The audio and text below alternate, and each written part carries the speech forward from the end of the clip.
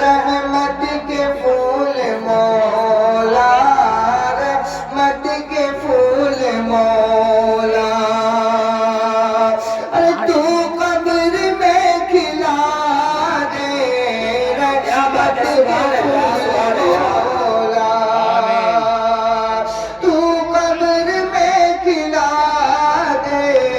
رحمت کے پھول مولا۔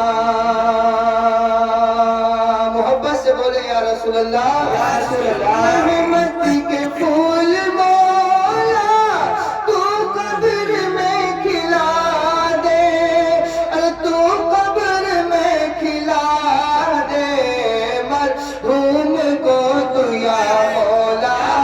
مرحوم کو تو یا مولا،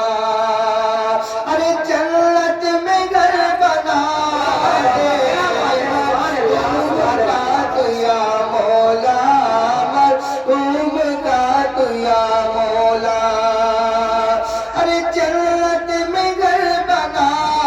دے مرحوم کا تو یا مولا۔ کیونکہ حضرات انسان کو مرنے کے بعد سب سے زیادہ احسان ثواب کی ضرورت ہوا کرتی ہے۔ سبحان اللہ۔ اللہ کے نبی صلی اللہ تعالی علیہ وسلم ارشاد فرماتے ہیں کہ امام احمد رضا خان فاضل بریلوی نے 12 جگہوں پر ارشاد فرمایا، جن میں سے 4 چیزیں ارشاد فرمائی کہ جب تمہارے باپ کا انتقال ہو جائے تو 4 حق ایسے ہیں ماں باپ کے انتقال کے بعد کہ اولاد کے اوپر سے ختم نہیں ہوتے ہیں۔ پہلا حق یہ ہے، جب ماں باپ کا انتقال ہو جائے، ماں کا یا باپ کا، دونوں میں سے ایک کا، تو سب سے پہلا حق اولاد پر یہ ہے کہ ان کی نماز جنازہ ادا کرے۔ یہ اولاد پر سب سے پہلا حق ہے کہ ماں باپ کے انتقال کے بعد سب سے پہلا حق یہ ہے اولاد پر کہ وہ ان کی نماز جنازہ ادا کرے۔ امام احمد رضا خان فاضل بریلوی نے ارشاد فرمایا، ماں باپ کے انتقال کے بعد دوسرا حق یہ ہے کہ وہ ان کی بخشش کی دعا کرتا رہے۔ اس لیے ماں باپ جب انتقال کر جاتے ہیں تو سب سے زیادہ ان کو ضرورت احسان ثواب کی ہوا کرتی ہے۔ مرنے والا قبر میں اس طرح سے گوتے کھاتا ہے جس طرح سے انسان پانی میں ڈوبتے ہوئے گوتے کھاتا ہے، اور اسے سب سے زیادہ اگر ضرورت ہوتی ہے تو وہ احسان ثواب کی ہوا کرتی ہے۔ اگر اولاد ان کے لیے قرآن پاک پڑھ کے، ان کی اولاد ان کے لیے درود پاک پڑھ کے اگر احسان ثواب کرتی ہے تو قبر میں ماں باپ کی روح خوش ہو جایا کرتی ہے۔ اس لیے فرمایا کہ یہ دوسرا حق ہے۔ تیسرا حق یہ ہے ماں باپ کے انتقال کے بعد کہ وہ ان کے وعدوں کو پورا کرتی رہے۔ کون سے وعدے؟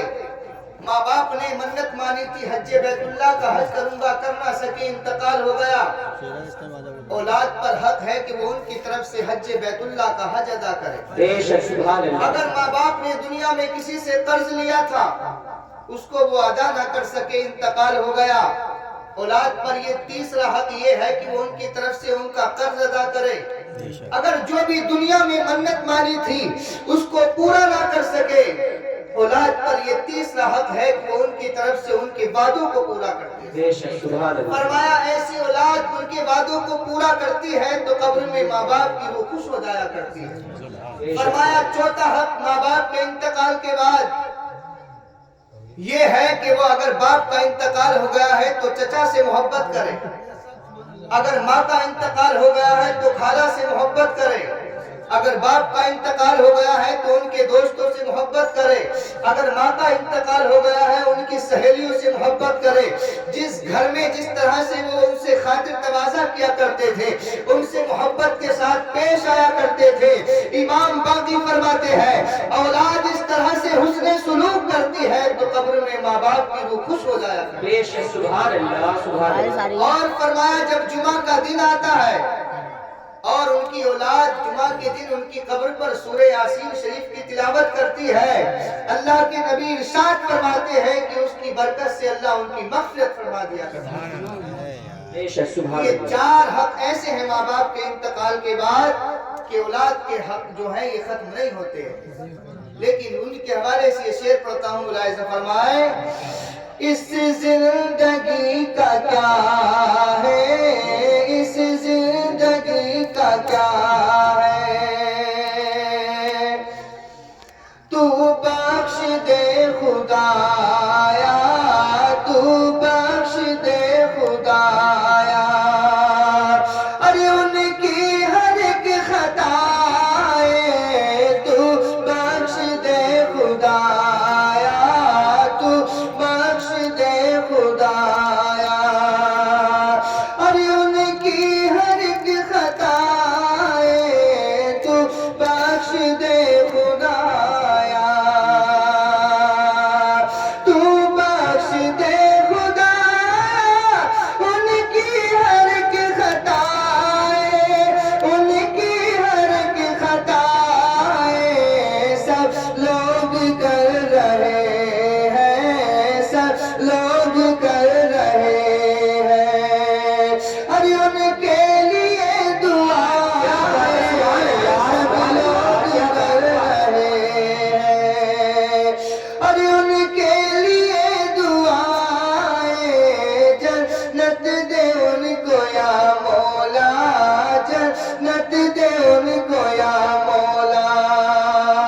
ارے دوزخ سے تو بچا لے، جنت دے ان کو یا مولا، جنت دے ان کو یا مولا، ارے دوزخ سے تو بچا لے، جنت دے ان کو یا مولا۔ انتقال کے بعد ہر انسان کو مرحوم یا مرحومہ کی طرف سے جو ہے احسان ثواب کرنا چاہیے، اس لیے مرنے والا ہر وقت یہ سوچتا ہے کہ کاش میرے لیے